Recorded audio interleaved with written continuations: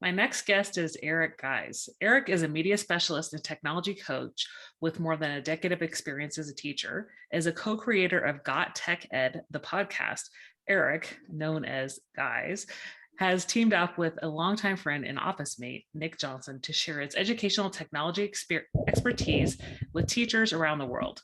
Eric is a recognized professional development and educational technology expert who has presented at countless events, including ISTE, NJECC, and the New Jersey Science Teachers Convention.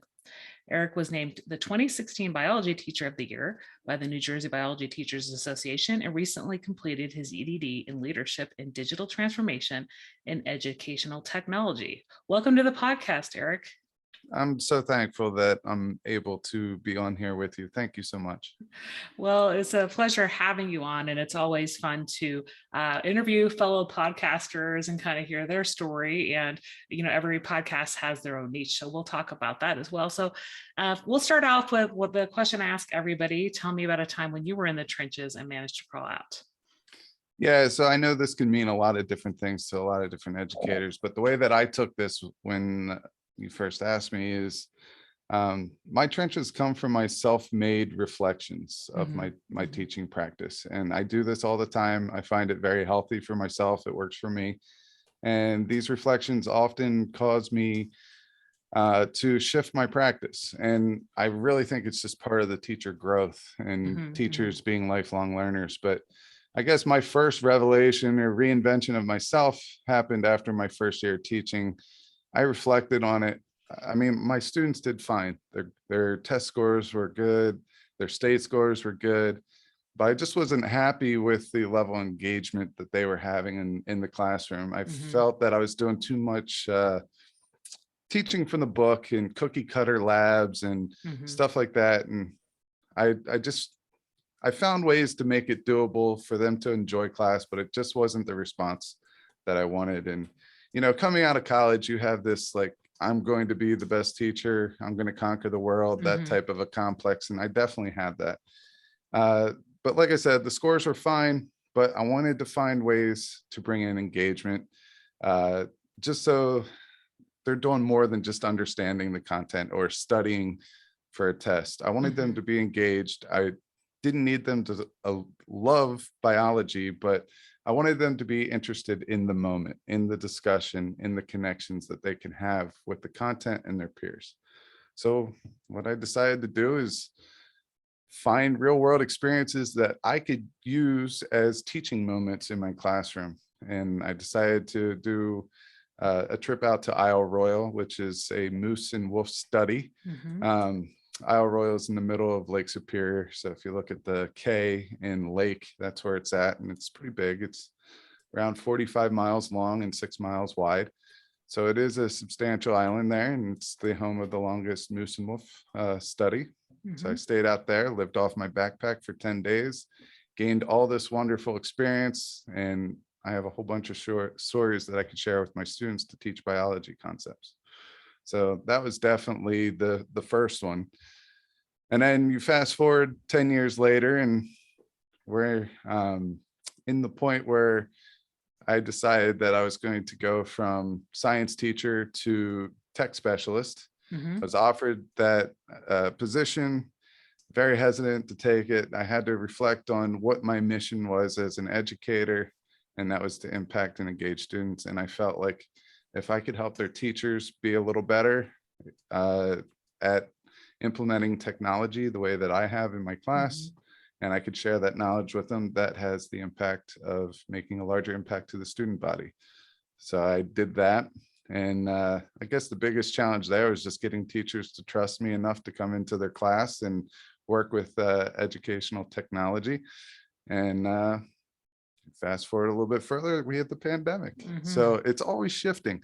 And with the pandemic, we have these long days. I worked in my basement. I had 3 kids running around upstairs. I'm trying to find that balance. Everybody knows that story. It's every teacher's story, I feel like. But my goal is to reflect again on what I was doing before and realize that that's not going to work anymore. We don't need more ed tech tools being pushed out. We need to reinvent the ones that we know really well to serve different purposes.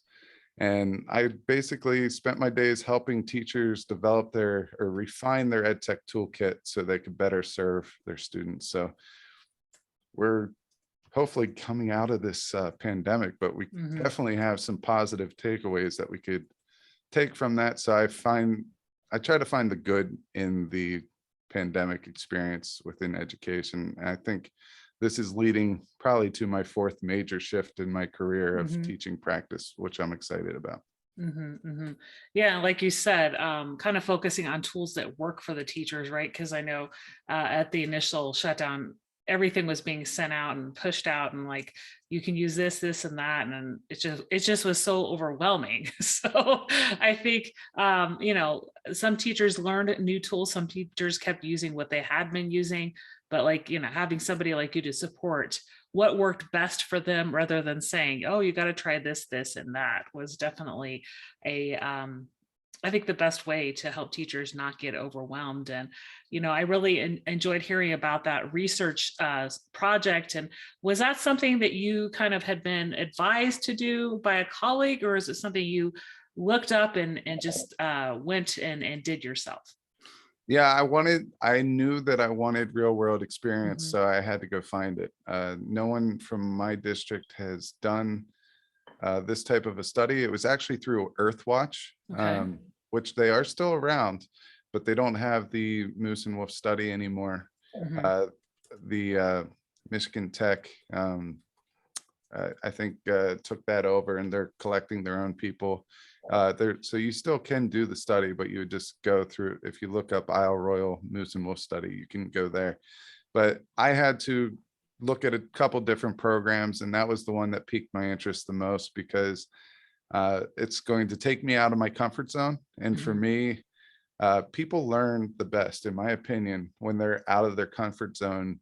The learning happens when they try to go back to equilibrium, when they go back to what they're comfortable with. Getting back to that's learning. So I knew I wanted to do something that's going to challenge me, but something that I was super interested in. That checked all the boxes. So that's the one that I ended up going with. And I ended up going back with students on another trip after that, which was also very rewarding as well. Yeah, it's not often I hear about science teachers that actually take students out to explore in kind of that wilderness area and really, like you said, real world applications. So so important. We'll talk a little bit about the podcast, Got Tech Ed, and in your description of the podcast, you guys cover a range of topics, including pedagogy, trends, and lesson ideas. But it's all centered around educational technology. So tell me about kind of how you all got started, and then maybe how it's shifted in the past couple of years, and maybe how often you guys push out episodes, and kind of the just the format. Yeah, so we started off because my co-host, Nick Johnson, he's an awesome teacher, awesome friend of mine. He had a master's assignment that he had to do.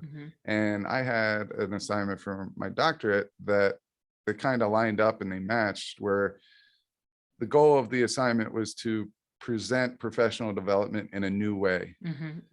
So we came up with the podcast. We asked both of our professors if it would be able to meet both of the needs of both of our courses, and if we could do that. And they said, yeah, but we want you to do 3 episodes to meet the requirements. And so we did 3 episodes. And then my professor really pushed me to publish those on Apple. Well, I guess it was iTunes back then, but Apple Podcasts now. And we did that, and we got some good traction, and we really liked doing it. The talking is not my forte. When it comes to podcasting, I was super nervous the first time I did it. I'm getting a little better at it. At least I think I am. And yeah, so we just kept it going there, and we've gone we've released an episode once every 2 weeks on Monday, and we're happy to release on Monday our 100th episode. So that's a big milestone for us. I know that you've already accomplished that feat, I think, already. But We have been consistent, and that was Yeah. one of the things that's one of our goals, is to stay consistent, continue to serve teachers.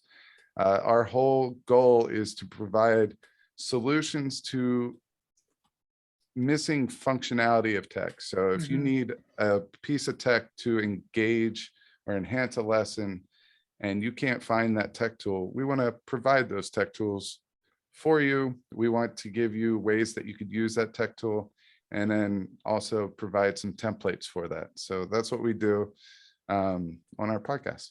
Mhm. Mhm.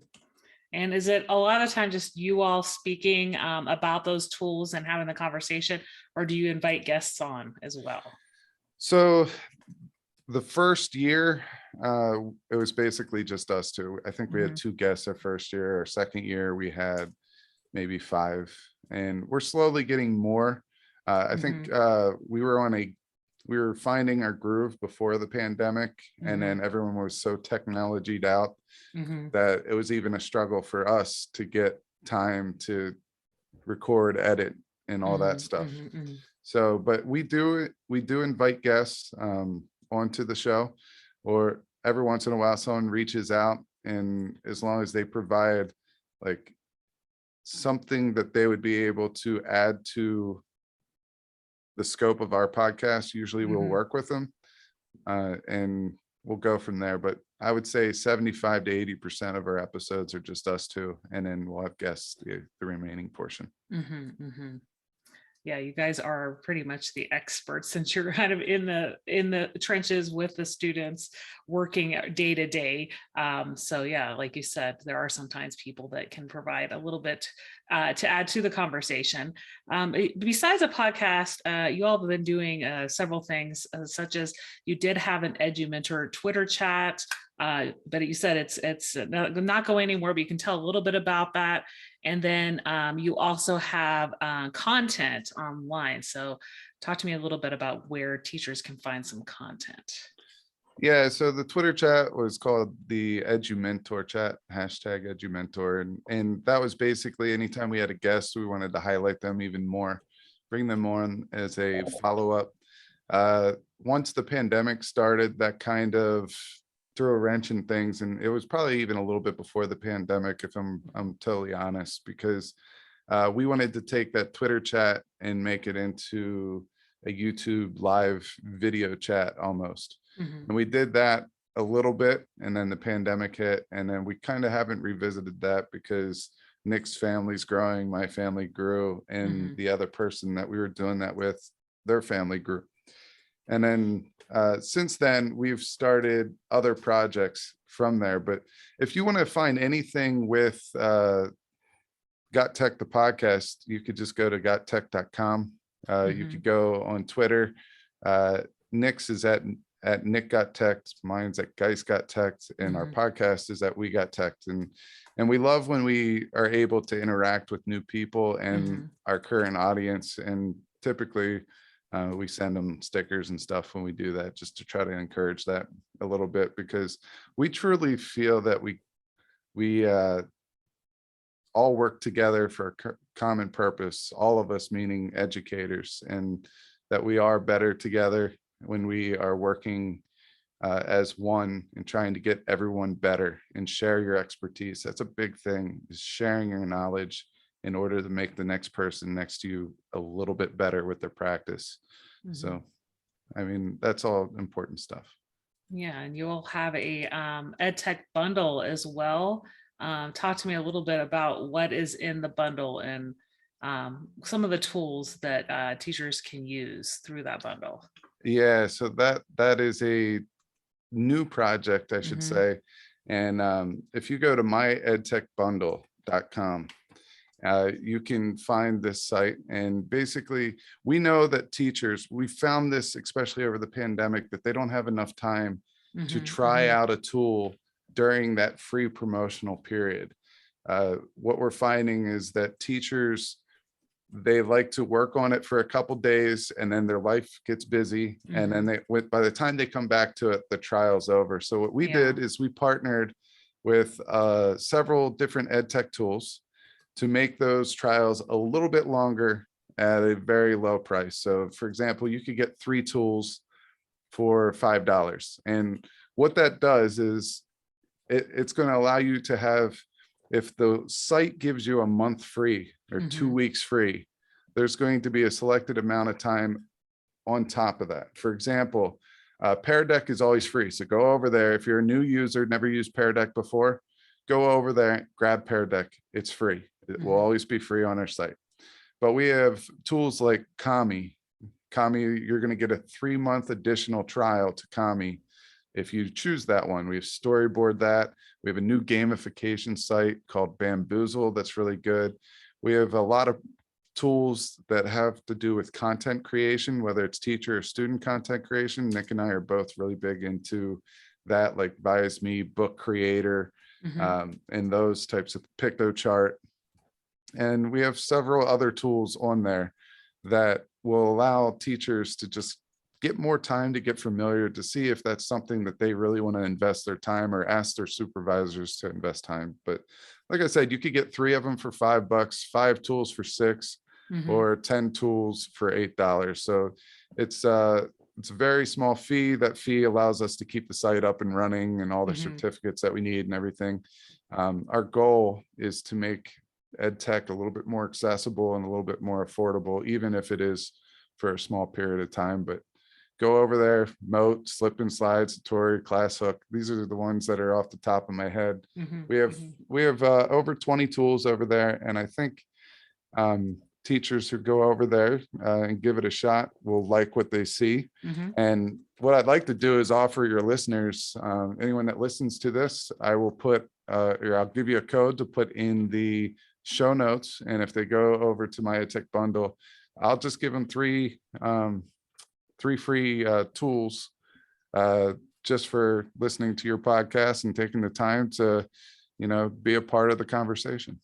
Well, that's great. And I think just that price point that you mentioned, like 3 tools for $5, and it's a very, very cheap price point to have that extended trial period, or just a time to try it out. And what I always kind of the experience I had when I've used tech tools is I didn't always want to go through kind of how to learn how to use it. And there's a lot of tutorials on some of the sites, but if you're in a building that might not have a tech coach, right, which some buildings don't, you're kind of learning that on your own. So like you said, that's a good way to, try out tools and maybe hear what other teachers are doing, and, reach out to you all through the site. So, I'll definitely put that in the show notes. And in the pre-chat, we talked a little bit about our dissertation work. So we both went to Capella University, and, it's a way for busy professionals to achieve a doctorate, for doing an online model. And your doctorate, as I mentioned in the intro, is in leadership and digital transformation and educational technology, which I wasn't even aware that they offered, because mine was just an educational leadership. But tell me a little bit about some of your research project. You said that you did get the podcast started as one of your assignments. Yeah, I will tell you this. I don't know if that's still an option at Capella. I know that they were changing it, and they changed it a couple times during my short tenure there, as far as what that name is going to be. But yeah, I mean, for the most part, the classes I really enjoyed, because it gave me the autonomy to go and explore topics that interest me and receive credit while doing it. I learned to be a decent writer. I don't want to say I'm a good writer, but I learned to be a decent writer. And that is something that was a personal challenge for me. I don't know if it's just because I had a little bit of imposter syndrome, or I just wasn't confident in my writing, but I did perfectly fine. So with that, but basically I learned how to deal with challenges, how to overcome those challenges, no matter how frustrating it may get. I worked myself through it. And to be honest, it taught me a little bit of resilience, more so than what I already had. And it led me to a lot of different awesome relationships with educators along the way and after. So, I mean, my dissertation on itself was how um, professional development can influence the efficacy levels of teachers when operating a one-to-one curriculum with Chromebooks. That's a mouthful, so I always say it differently, but it is what it is. And I worked with 3 awesome teachers. I developed a curriculum. They got introduced to different EdTech tools and how they could use it in their classroom. And based on my professional development, we tried to see how a one-to-one mentorship between a tech coach and a teacher can impact the efficacy levels of teachers using technology in the classroom. So. And what was the outcome? So, you know, for a lot of time, it's just scared of the unknown. It's a new thing. I'm intimidated by it, or I'm afraid to mess up. When I asked them about that, they were like, yeah, I fail in lessons, you know, from time to time, but I know how to rebound. Adding a tech tool really puts another layer on top of that. But since part of the professional development was working through it with the ed tech coach, having the ed tech coach there to support you through a lesson, and then just having the ed tech coach there as a supporter in case you need help. And then the third class period, they would just teach it by themselves, and we would reflect on that experience. And overall, it was a positive outcome. And the tough thing is finding a way for districts to get that person. Tech coaches are rare.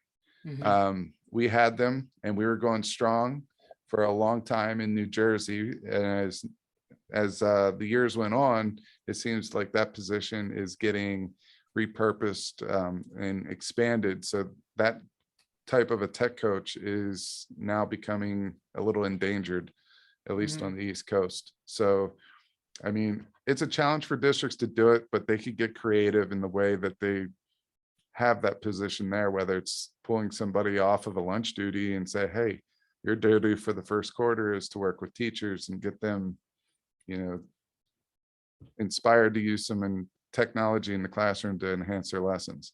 So you can get creative as a school district and make that happen. And that's what I'm encouraging everyone to do, because the position, I think, is just an awesome position to have and a great support blanket for the teachers. And if you build those relationships, it's like the field of dreams. If you build it, they will come. If you build that foundation, teachers will keep coming back. And that's what I'm finding out right now. Yeah, and for school districts not to consider having a tech coach when we're 20 years into the 21st century, it's, you know, unfathomable. Because I mean, just having been in education since the early 2000s and knowing the changes in just, you know, I've usually worked in schools that only have like a tech person, right? They can fix problems with IT, but they don't help you like when you're wanting to figure out how to use technology more. And a lot of the teacher professional goals are around technology. Well, we also have been incorporating more one-to-one programs. It's more and more common that, and you know, I will acknowledge the fact that there's a technology divide across the states. That's important. We have to acknowledge that. We also have to acknowledge that in order to get that, sometimes we have to be creative in the ways that we find that. And I'm just hoping that our leadership can come together and find a way to find creative solutions to help solve this problem. But once you do have that, once you incorporate one-to-one technology, something that should be incorporated with that, alongside of that, to support that, is a tech coach. And whether you want to call them teachers on special assignments, TOSAs, or ed tech coaches, or whatever it may be, to not have that person there, in my opinion, is setting up a system to not be as glorious as it possibly could, not reach those heights or those milestones that it could.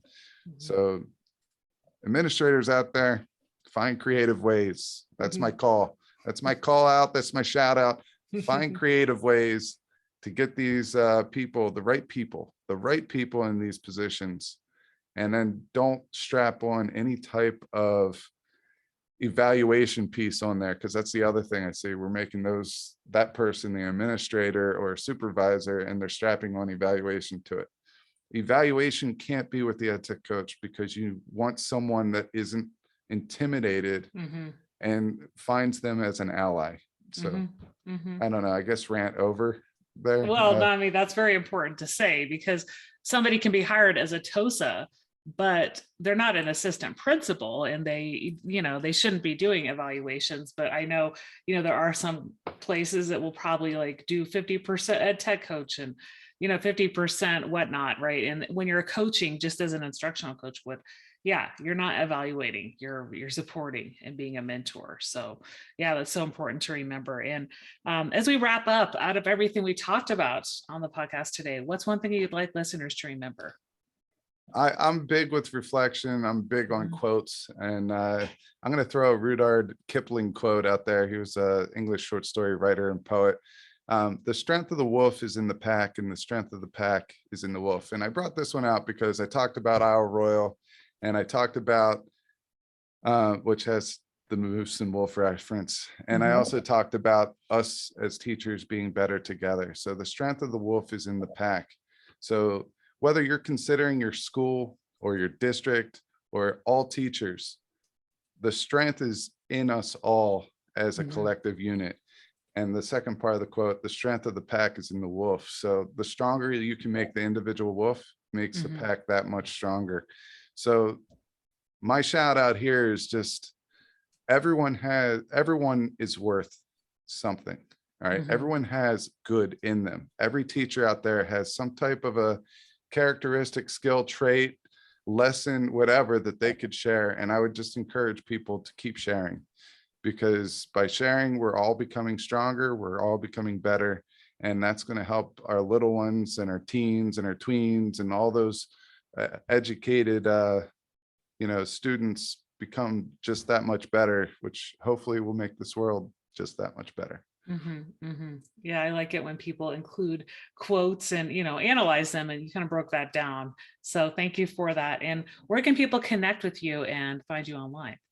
Yeah, so the biggest spot for me is I'm on Twitter a lot.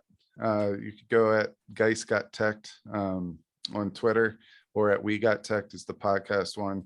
You ask me any question, I'll get back to you. And if you have a tech need where you're trying to find a tech tool that or a function of a tech tool that you can't find that tech tool, let us know. Nick and I will get back to you. We'll make an episode out of it typically, because that's where a lot of our that's a lot of our motivation comes from, questions that teachers ask. Because if one teacher is asking it, I bet you that there's others that are wondering the same thing. So that's the best way, just over at Guys Got Tech on Twitter.